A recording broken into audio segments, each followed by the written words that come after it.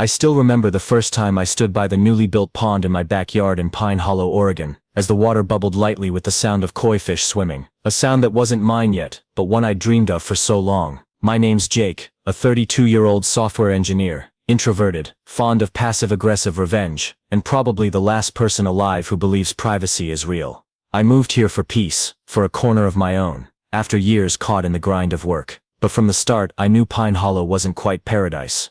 Not when Lisa, the HOA president, stepped into my life. Before diving into the story, comment where you're watching from, and don't forget to subscribe so you never miss the latest video. The pond was my gift to myself after finishing a big project. I didn't want a shiny car or a giant TV, just something alive, close to nature. I spent hours researching how to dig it, install filtration, pick water lilies, release koi. I hired guys to excavate, lay stones, and set up underwater LEDs, so the pond glowed like a painting at night. I paid extra for a tall wooden fence around the backyard, had the surveyors double-check it was all on my land, just to avoid HOA trouble. When it was done, I stood there gazing at it, feeling like I'd built an oasis in this suburb, a spot where I could sit, hear the water flow, and forget the world. I thought I'd have peace, until Lisa showed up. I was by the pond, holding a bucket of fish food, when I heard footsteps and a voice from the fence. "Oh, what's this now?" I turned to see a middle-aged woman in a baseball cap, clipboard in hand, chewing gum like it had just insulted her.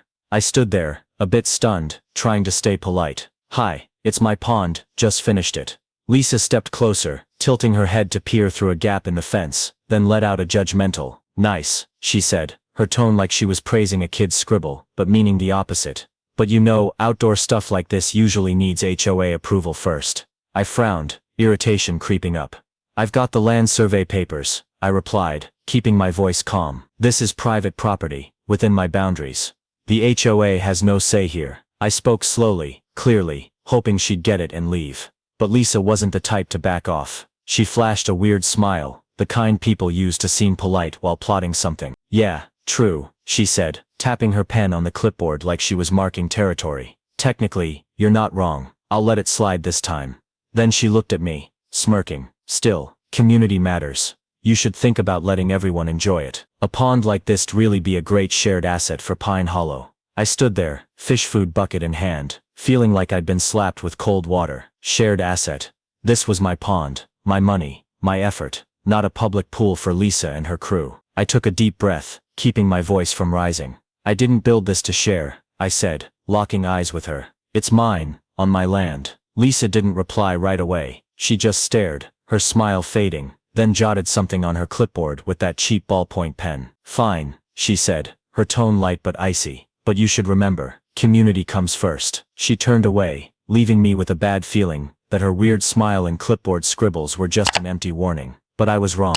Lisa wasn't the type to forget easily, and Pine Hollow, the suburb I'd chosen for peace, started feeling like a little battlefield I'd never signed up for. It began a few days after her inspection. I was inside, coding on my laptop, when I heard an odd noise from the backyard. I got up, pulled the window curtain, and saw Lisa standing just outside my wooden fence, filming the pond through a gap with her phone. She was still chewing gum, that chomping sound cutting through the quiet like a taunt. I stepped outside, hands in pockets to stay calm. "What are you doing?" I asked, keeping my voice level. Lisa turned, not flustered at all. "Oh, Jake, just shooting a quick video to assess," she said, flashing that faint smile I was starting to hate. "You know, to see if this pond really fits the neighborhood. I'm thinking of featuring it in the HOA newsletter, a community spirit idea." I stood there, feeling blood rush to my head. "I already told you," I said, slow but firm.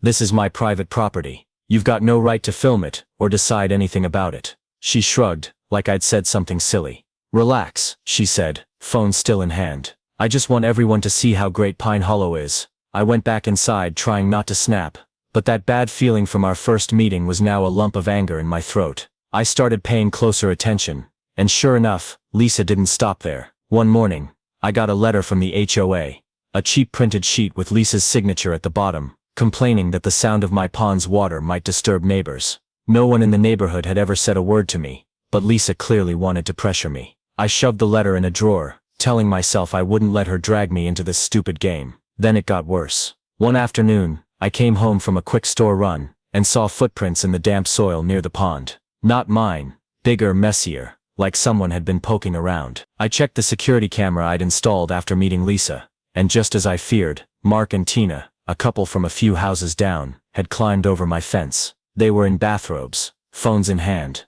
standing by the pond like they might jump in. I watched the footage, Tina pointing at the koi and giggling, Mark filming, probably to show off to someone. They stayed 5 minutes then left, but I knew who was behind it. I called Lisa right away, gripping the phone tight. She answered with a casual tone, like a queen humoring a peasant. "Hello Jake, what's up?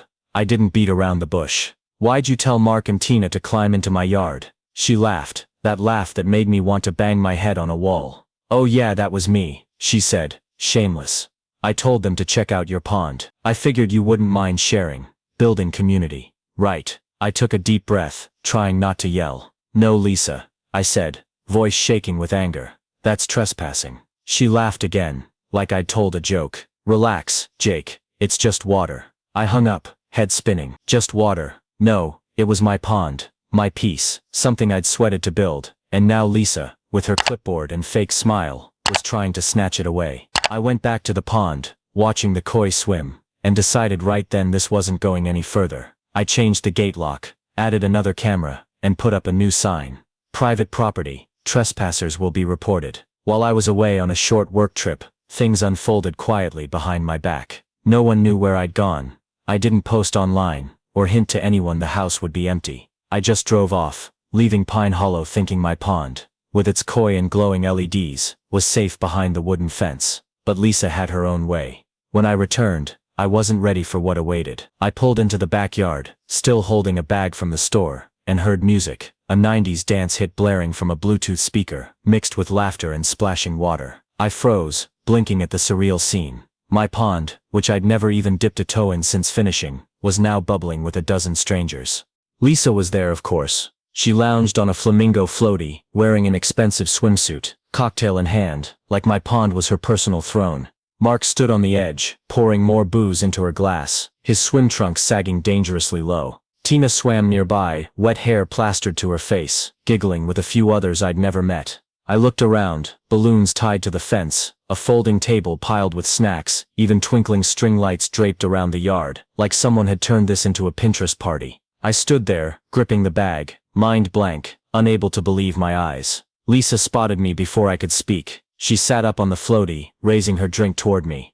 No shame at all. "Oh great, you're back," she shouted over the music. "We were just saying how lucky this neighborhood is to have a shared amenity like this pond." I didn't respond. I couldn't. I just stood there staring at my koi, or what was left of them, floating dead on the surface, killed by sunscreen, or whatever these people dumped in. The pond I'd sweated over, dreamed would be my relaxation spot, was now trashed with litter, sunscreen oil, and a deflated floaty drifting near the lilies. I turned, marched inside, and slammed the door. My hands shook, not from fear, but from something else, a mix of rage and excitement. I'd held back, tried to keep the peace, but Lisa had crossed the final line. She hadn't just trespassed, she'd turned my pond into her dance floor, and live-streamed it on social media. I heard her voice through the window, cutting over the music.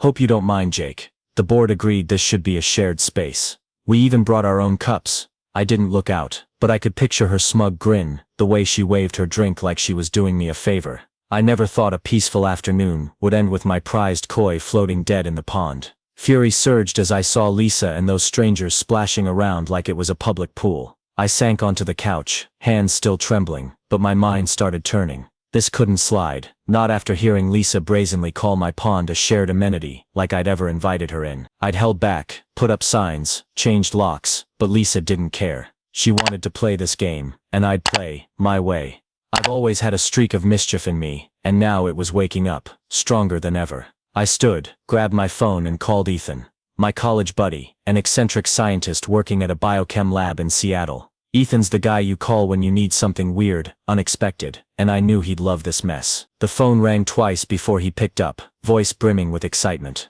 "Jake, been ages since I heard from you. What's up that you're calling me?" I took a deep breath, trying to keep my voice steady through the anger. "Ethan, I need help. My HOA president just turned my backyard pond into a public swim party, without permission. She live-streamed it, and my koi are dead." There was a pause, then Ethan burst out laughing. The loud, familiar laugh from our crazy college stunts. "Wait, what? a swim party in your pond, with koi. Man Jake, your Pine Hollow's a straight-up circus. I smirked, his excitement starting to rub off. Yeah, and I want to make it a real circus, I said, voice dropping. I need something to teach her a lesson, funny, not dangerous, but enough to make it stick. Ethan stopped laughing, and I could almost hear the gears turning in his head.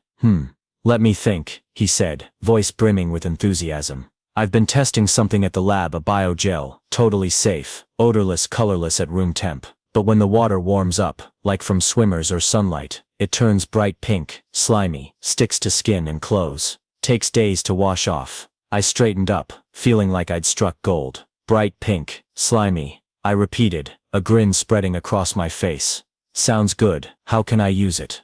Simple, Ethan replied. You mix it into the water, let it sit, and when the temp rises, bam, everything's a pink mess. I used it to test water systems at the lab, but I bet it'll make waves in your pond. Totally legal, non-toxic, just really fun. I laughed, the first time since seeing Lisa on that flamingo floaty. Ethan, you're a genius. Can you send it to me, fast as possible? He laughed louder. For you, of course. I'll pack it today, label it for fun to avoid trouble. You'll get it soon. I hung up, sat in the house, mind racing with thoughts of pink gel, the perfect weapon to turn Lisa's next swim party into a slimy disaster. I wasn't angry anymore, not helpless, like when I stood watching my pond get invaded. Instead, I was excited, like a kid handed a new toy. But I didn't rush. I knew it needed careful planning, thorough testing, before landing the decisive blow. A few days later, Ethan's package arrived. A plain brown mailbox, nothing flashy, but inside was what I'd been waiting for. I tore off the tape, found a small plastic bottle of clear odorless liquid, with a scribbled label. For fun, Ethan, I chuckled, holding it up under the kitchen light. It looked harmless, like water, but I knew its power lay elsewhere. I took it to the backyard, stood by the pond, now cleared of trash and deflated floaties from Lisa's party. The dead koi had been replaced with a few new ones, but I still felt a pang remembering them floating lifeless. I decided to test it first. I grabbed an old bucket from the shed, filled it with garden hose water, and dripped a few drops of gel in. It dissolved instantly, leaving no trace, colorless, odorless, invisible. I smiled, but the fun part was still ahead. I brought out a kettle of hot water from the house, poured it slowly into the bucket, watching the temp climb. Within seconds, the water shifted, not gradually, but almost instantly, into a blinding bright pink, slimy like melted gummy candy. I dipped an old rag in, and when I pulled it out, it was coated in sticky pink gel, glinting in the sun like a sci-fi toy. I tried rinsing it under the hose, but it clung, took hard scrubbing to even fade it a bit. Perfect, I muttered, my grin widening. I went back to the pond, eyeing the filtration system I'd installed when I built it. There was a small feeder tube underneath, originally for adding koi nutrients, but now it'd serve a new purpose. I mixed the rest of the gel bottle into a small container, diluted it with water to stretch it, then hooked it to the feeder. I flipped on the mini water heater, used to keep the koi temp steady, and waited. A few minutes later, I dipped my hand in a corner of the pond, and when I pulled it out, my palm was coated in brilliant pink gel, sticking like glue. I laughed loud, feeling like a mad scientist who just invented something grand. The gel didn't hurt the fish. They swam fine, but for humans, it'd be a nightmare. I sat by the pond, wiped my hand clean, and thought of Lisa. I wondered if I should stop, call her one more time, give a final warning, or just let her face the consequences. But then I remembered her smug grin on that flamingo floaty, the way she called my pond a shared amenity, like I didn't exist. No, I thought, she deserves this. It wasn't just a prank, it was how I'd take back what was mine, teach Lisa and her crew that boundaries aren't a joke. After testing the pink gel and setting the trap in the pond, I sat inside, feeling like a mad scientist waiting for his experiment to blow up. I knew Lisa wouldn't quit. She was too arrogant, too obsessed with turning my pond into Pine Hollow's community spirit symbol. But I also knew I had to lure her back, and it had to be subtle. I didn't just want her to step into the trap. I wanted her to leap in with both feet, bringing her posse to witness her most memorable moment. I started planning. I parked my car on a different street, a few blocks away, so Lisa'd think I was gone. I posted a photo on social media, a generic beach with palm trees, captioned vaguely about a relaxing weekend. I even left an empty sunscreen delivery box by my front door, like I'd ordered for a trip. I knew Lisa wasn't the sharpest, but she was nosy as hell, and that was her weakness. I sat upstairs, laptop on, watching the security cams like a director awaiting the big scene. I double-checked the gel feeder in the pond. Everything was set, just waiting for the trigger. Sure enough, Lisa took the bait. One sunny afternoon, I saw the backyard gate nudge open on the camera feed. Lisa strolled in, wearing a new swimsuit, Bluetooth speaker under one arm, sparkling cider under the other. Behind her came a crowd, at least 20 people, more than last time. Mark and Tina were there, naturally, plus some familiar neighborhood faces, and a woman I hadn't met, holding a pro camera. Probably Nancy, the photographer Lisa hired for this community event. They brought floaties, balloons, even a giant unicorn float. Lisa snapped her fingers, ordering Mark to crank the speaker, and within seconds my pond was alive with music again. I sat there,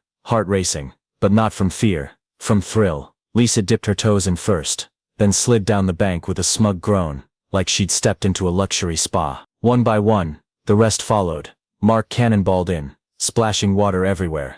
Tina climbed onto the unicorn float, and Nancy snapped photos non-stop. For the first 5 minutes, it was all laughter, splashing, and clinking plastic cups. I leaned close to the screen, almost holding my breath, waiting. I triggered the water heater remotely. A small tap on my phone app, and the pink gel began to spread. At first no one noticed. Lisa was swimming near the center, bragging about some HOA beautification plan, while Mark and Tina tossed a ball on the float. But then one guy, I think his name was Tom, looked at his hands and blinked. "What the hell is this?" he yelled, holding up an arm now coated in bright pink gel, slimy like melted gummies. Tina glanced at her legs, screaming, "Oh my God, why am I pink? What is this?" Lisa sat up, her smug look turning to confusion, as she saw her stomach and thighs glinting pink, like she'd stepped out of a cartoon. The whole group erupted in seconds. People scrambled out of the pond, slipping on the muddy bank, gel-coating hair, swimsuits, limbs. Mark ran in circles, wiping his hands on his robe, but just spreading it more, looking like a pink-dyed chicken. Nancy dropped her camera, yelling about allergies, while Tom crashed into the unicorn float and face-planted. Lisa stood, body shimmering with pink gel, pointing at the pond like it had betrayed her. "What the hell is this?" she roared, voice overpowering the music. Pink water dripped off her onto the bank, pooling in vivid puddles. "This is sabotage. He did it. That freaky engineer." I muted the laptop, leaned back, laughing so hard my face hurt, watching Lisa and her crew flee my backyard in chaos, leaving slimy pink trails on the bank and fence. I'd done it. I'd turned Lisa's self-appointed swim party into a pink mess, and it felt amazing. But I knew it wasn't over. With cameras catching it all, and Nancy, Lisa's photographer, snapping pics before bolting, I figured the fallout would soon spread beyond Pine Hollow. And I wasn't wrong. Less than an hour later, my phone buzzed with social media alerts. I opened it, saw a video, not from my cams, but Nancy's. She'd posted pics and short clips on her page, probably too panicked to think it through. I watched Lisa climb out, glistening with pink gel, screaming, "This is sabotage," while Mark slipped on the bank and Tina waved a gel-coated leg like a cartoon monster attacked her. Nancy's caption was simple: "Pine Hollow swim party. Went a little wrong." Within minutes it went viral. Neighbors shared, commented, made memes. Someone dubbed Lisa Pink Queen, another photoshopped her face onto a flamingo. I didn't join in. I didn't need to. The community did it for me. By night the neighborhood chat blew up. People posted pics of Lisa in my yard, gel dripping off her, with lines like "Pink Queen caught in a trap," or "Who needs Netflix when we've got Pine Hollow?" I sat there, sipping coffee, reading each message with an unwipeable grin. But I knew Lisa wasn't one to give up easy. She was too arrogant, too obsessed with her HOA power, and I was right. Her counterattack came faster than I thought. Next morning, I got an HOA email, an official notice from Lisa, titled, "Community Disruption Behavior." She accused me of using hazardous chemicals to attack residents, demanding an emergency meeting to address my actions. I smirked, saved it, but didn't reply. Less than a day later, rumors spread that Lisa had hired a lawyer, prepping to sue me for emotional distress and public endangerment. She even held a mini press conference outside her house, standing in a business suit, faint pink gel still on her neck, despite scrubbing. "Jake's a threat to Pine Hollow," she declared, voice quivering like she was playing victim. "He poisoned the pond to humiliate me and the community." I wasn't too worried. I had security footage, pond ownership papers, and Ethan's gel was legal, non-toxic. But then an unexpected text came from Henry, a neutral HOA member I rarely spoke to. "Jake, you should know this," he wrote. "I saw weird invoices in the HOA books. Lisa signed them, but the companies don't exist, might tie to her. I frowned, opened my laptop, and dug in. After hours, checking public HOA docs I downloaded earlier, I found proof. Lisa had embezzled funds, hundreds of dollars for neighborhood beautification services from ghost companies. I printed a few pages, pinned them to the community bulletin board, without my name, and waited. The neighborhood started buzzing. The chat shifted from Pink Queen memes to serious questions. What'd Lisa do with the funds? Who's checking the books? Lisa tried to douse it with a long HOA page post, calling me a tech saboteur, and vowing to sue. But the more she talked, the more people doubted. Henry texted back, "Nice move." "She's freaking out." I smiled, backed up the pond video to the cloud, knowing Lisa had just dug her hole deeper. Lisa sued me, and I wasn't shocked to get the court notice days later. She claimed emotional distress, hazardous chemical use, and community reputation damage. A long list of charges I knew was just theater to salvage her ego. But I wasn't fazed. I had security footage, pond deeds, and proof Ethan's pink gel was safe, legal. Plus those fake invoices I'd posted were shaking Lisa's standing in Pine Hollow. The trial went down in a small courtroom, the scent of polished wood and tension in the air. I walked in, wearing a navy suit I rarely touched, keeping calm like debugging tricky code. Lisa sat at the plaintiff's table, in a beige business suit, makeup caked to hide lingering pink gel on her neck, traces she couldn't scrub away. She didn't look at me, but I felt the stress radiating off her like heat waves. Henry and some curious neighbors sat in the back, whispering as the judge entered. Lisa's lawyer, a guy who looked like he'd printed his law degree off the internet, kicked off with a dramatic performance. He called the pink gel incident an evil scheme, painting me as someone who used strange chemicals to cause psychological harm to Lisa. He recounted her climbing out of the pond, covered in hazardous slime, and stressed the emotional pain she endured being dubbed Pink Queen across Pine Hollow. Lisa took the stand, forcing tears, her voice quivering at odd moments. "I didn't know the pond wasn't for sharing," she said, gazing at the judge with wide eyes. Someone in the back row let out a short laugh, and the judge raised an eyebrow but stayed silent. My turn came. I stood carrying a USB with unedited time-stamped security footage, clear as day. I plugged it into the courtroom screen, and the room went quiet as Lisa led her crew over my fence. They brought floaties, a Bluetooth speaker, booze. Then the pink gel kicked in. Lisa screamed, slipped, and the group scattered. I turned to the judge, voice calm. "Is this trespassing, Your Honor? If they hadn't come in uninvited, we wouldn't be here." The judge didn't reply, but his look said enough. Next I presented the pond's ownership papers, receipts, land survey, building permits, proving it sat fully within my property, outside HOA jurisdiction. Then I showed the leftover pink gel sample, with Ethan's documentation confirming it was non-toxic, just a colored adhesive from lab tests, harmless to people and koi. "I used it to protect my property," I said, staring straight at Lisa. I warned her, but she didn't listen. The final blow came from Henry. He took the stand, bringing an HOA audit report I'd suggested he check after his text. "Lisa embezzled thousands," he said, voice steady but sharp. "Fake invoices, missing funds, all with her signature." The judge flipped through the pages slowly, like reading a book where the villain's stupidity shone clear. Lisa's lawyer tried to object, but the judge waved him off, eyes glued to the papers. I sat down, relief washing over me, as Lisa bowed her head, out of words. The judge looked up after a long few minutes, his tone even but firm. "I rule in favor of the defendant, Jake, on all charges," he said, glancing at Lisa. "The plaintiff's emotional distress claims are dismissed. Further, the court upholds the defendant's counterclaim. The plaintiff must pay for trespassing, legal fees, and defamation." Lisa's jaw dropped, but no sound came out. Stepping out of the courthouse into Pine Hollow's sunlight, relief flooded me like a cool breeze through my backyard. Lisa had lost, not just to me but to the reputation she'd built on arrogance and fake invoices. I didn't look back at her as I left, didn't need to. I knew she sat there, head down, clutching her purse, scrambling for scraps of dignity. But with her embezzlement now public, and the court's ruling, Lisa had no way out. Word spread like wildfire. Before I got home, the neighborhood chat exploded with messages, not Pink Queen memes anymore, but serious questions. What did Lisa do with the funds? Who's replacing her? Henry texted me privately, "You did it, Jake. Board's meeting tonight." I didn't reply right away, just smiled, pocketed my phone, and sank onto the couch with coffee. I didn't need to do more. The wheels were turning, and Lisa was crashing down. That night, the HOA held an emergency meeting without Lisa. Henry told me later she didn't even show to defend herself. The board voted her out as president by a landslide, and Henry stepped in as interim replacement. "I don't want the gig," he texted post-meeting, "but I'll make sure it doesn't go to another Lisa." I nodded, sipped my coffee, feeling satisfied. Pine Hollow was shifting, this time for the better.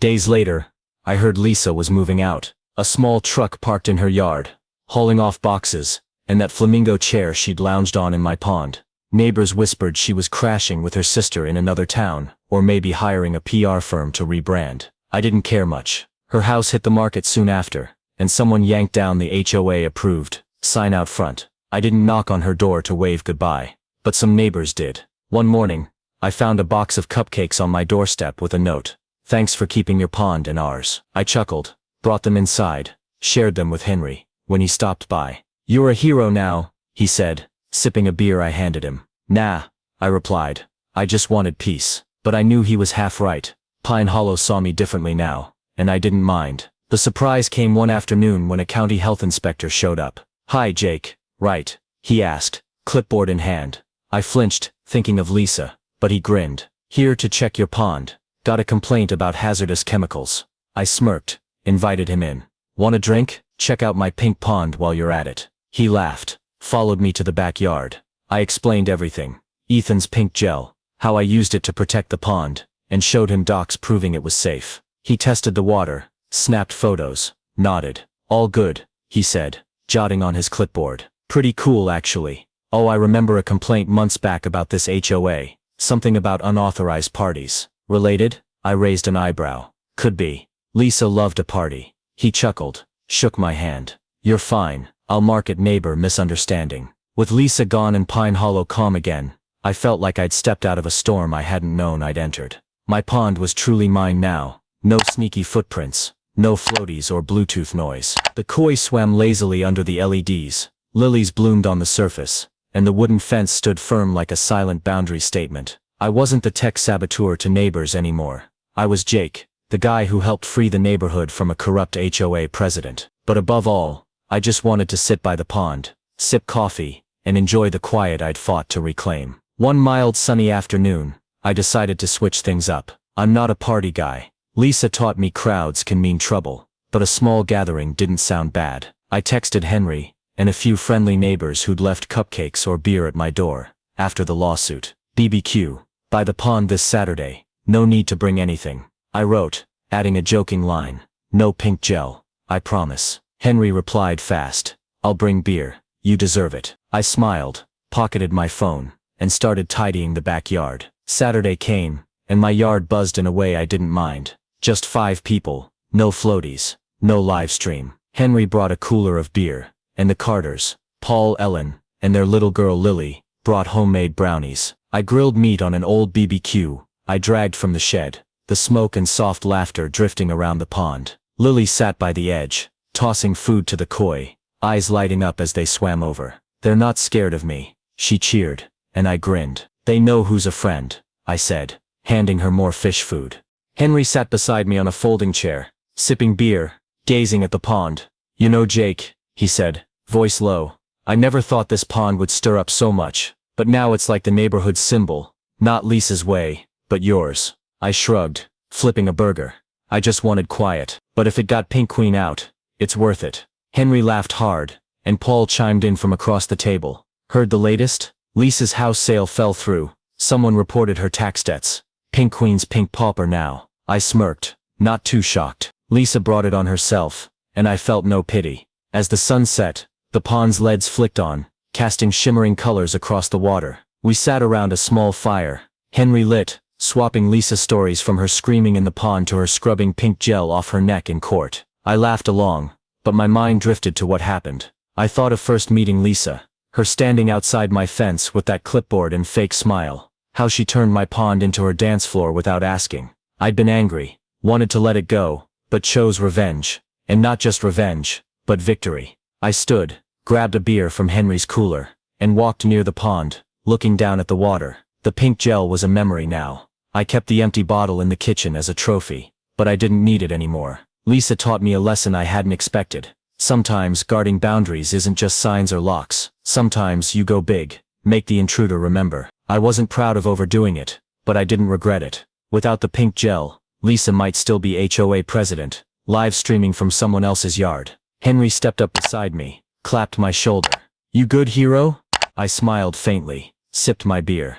"Good, just thinking. A well-timed prank's worth 1,000 warnings, right?" He nodded, eyeing the pond. "Yep, and now you've got peace and a story to tell." I smirked, watching the koi swim under the lights. Pine Hollow was home now. No more wars, no more Lisa. I took another sip, savoring the pink-tinged peace I'd won myself. And this time, it'd last. The story of Jake and Lisa, in HOA Lisa, hosted a swim in my pond, so I added gel that sticks pink when warm. Reflects a real slice of life in the US. Today, the tension between individual rights and community pressure, especially in HOA neighborhoods. In America, HOAs are meant to keep order and property values up, but sometimes, like with Lisa, they become tools for power-hungry folks to invade others' privacy. Jake, an introverted software engineer, stands for Americans who value personal space. His pond wasn't just property, but a symbol of personal freedom. Lisa, with her arrogance and corruption, mirrors those who misuse minor authority to impose their will,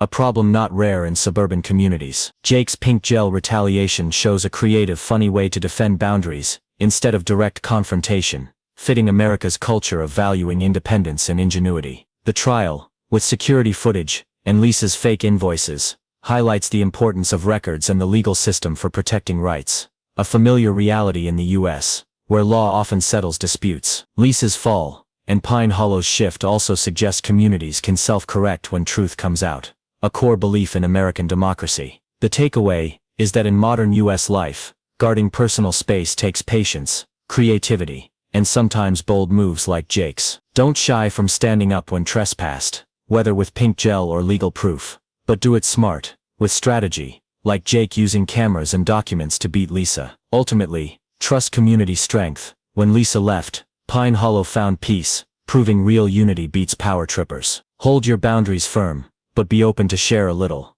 like Jake's BBQ, to build a better neighborhood. Thanks for following my journey to reclaim my pond from Lisa. Don't forget to subscribe so you won't miss more funny boundary lessons. See you in the next video, where we'll explore more ways to protect our peace.